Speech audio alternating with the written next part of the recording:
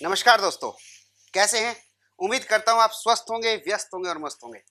दोस्तों, आजकल ना एनजीओ के सेक्टर में बहुत सारे फ़ोन कॉल रिसीव हो रहे हैं और वैसे तो सबको पता है कि एनजीओ के केस में क्या होता है कि फंडिंग की रिक्वायरमेंट होती है और मैंने आपको कितनी वीडियो में बताया कि फंडिंग अनलिमिटेड सोर्स से आप रिसीव कर सकते हैं।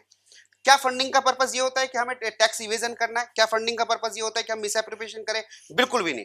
अगर आपके डिफरेंट डिफरेंट फंडिंग है तो उनका ऑब्जेक्टिव ये होता है कि उस फंड को देश के डेवलपमेंट के लिए लगाया जाए, रूल रेगुलेशन के हिसाब से लगाया जाए और जिस के पर्पज से आपने फंड रिसीव करा है, चाहे वो नेशनल हो या इंटरनेशनल हो, वो फंड उसी ऑब्जेक्टिव के लिए यूज होना चाहिए जिस ऑब्जेक्टिव के लिए आपको रिसीव हुआ है। तभी लो बने हुए हैं, एज पर लो तभी तो यूटिलिटी मानी जाएगी। लेकिन दोस्तों, आजकल क्या हो रहा है, काफी सारी कॉल रिसीव होती है कि सर हम आपकी वीडियो देखते हैं और मुझे आपसे बात करनी है। मैंने कहा भैया करो, बिल्कुल आई एम अवेलेबल 24 आवर्स। होता क्या है सर, यू टर्न वाला आप फंडिंग कराते हैं।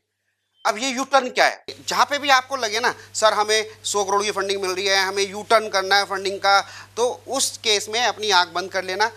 बिल्कुल भी जो मुझे फॉलो करते हैं, जो मेरे पे विश्वास रखते हैं, उन पे मैं एक एडवाइस करूंगा, बिल्कुल भी इन चक्करों में मत पड़ना। दोस्तों, मैं कंसल्टेंट हूँ और 25 ईयर्स का एक्सपीरियंस है। काफ़ी सारे लोग इस तरह से ऑफिस में आते हैं और किस तरह से चीटिंग होती है मैं उसे एक्सप्लेन करूंगा तो आप भी मतलब सोचेंगे कि अरे ये क्या है।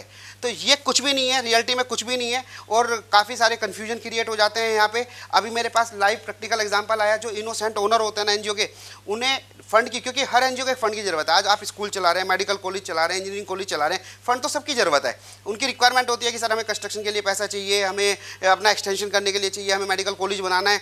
तो फंड के लालच में कुछ लोग क्या करते हैं कि सर हम आपको फंडिंग दिला देंगे, सीएसआर फंडिंग दिला देंगे, इंटरनेशनल फंडिंग दिला देंगे और इतना दिला देंगे। तो वो इस तरह से माहौल क्रिएट होता है कि आपको एक साथ एक्सेप्टेंस आ जाती है कि हाँ आपको ये फंड मिल जाएगा। बट दोस्तों, आप लॉजिकल बताइए, क्या ऐसा हो सकता है कि गवर्नमेंट आप पे नजर ना रखे? क्या ऐसे इतना आराम से हो जाएगा? और आपको किस तरह की, मैं आपको कुछ फैक्टर बता देता हूँ, कुछ एक क्राइटेरिया बता देता हूँ कि जिससे आप उस ट्रैक में फंस जाते हैं कि सर हमारे पास सीएसआर फंड है, हम प्रोफेशनल हैं, हम आपको सीएसआर फंड दिला देंगे, आप अपने डॉक्यूमेंट हमें भेज दीजिएगा। भेजने के बाद आपको एक ऐसा माहौल क्रिएट करेंगे कि आपको पूरा यकीन हो जाएगा कि हाँ ये लोग दिला सकते हैं। उसके बाद क्या होगा कि जब आपसे मीटिंग करेंगे तो आपको वो उसमें एक कॉन्फिडेंस में लेंगे और फिर आपसे कहेंगे कि भाई अगर आपके पास कैश है, आपका कैश अगर आपके पास 100 रुपये है तो हम आपको 500 रुपये का फंड दिलाएंगे, आपका कैश अवेलेबल होना चाहिए और हम आपको इंस्पेक्ट करेंगे कि आपके पास कैश अवेलेबल है नहीं है। तो एक तरफ आप कैश हैंड ओवर करेंगे, दूसरी तरफ हमारा जो डायरेक्टर है वो कंपनी में बैठा हुआ और वो ट्रांसफर आपको कर देगा। ऐसी कुछ कहानी आपको सुनने को मिलेंगी जो बिल्कुल भी प्रैक्टिकल नहीं है।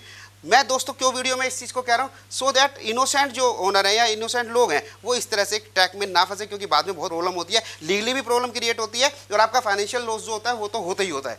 अभी रिसेंटली में आपने एक न्यूज़ सुनी होगी, बेंगलोर में सीएसआर फंडिंग के नाम पे 5 लोगों को अरेस्ट किया गया।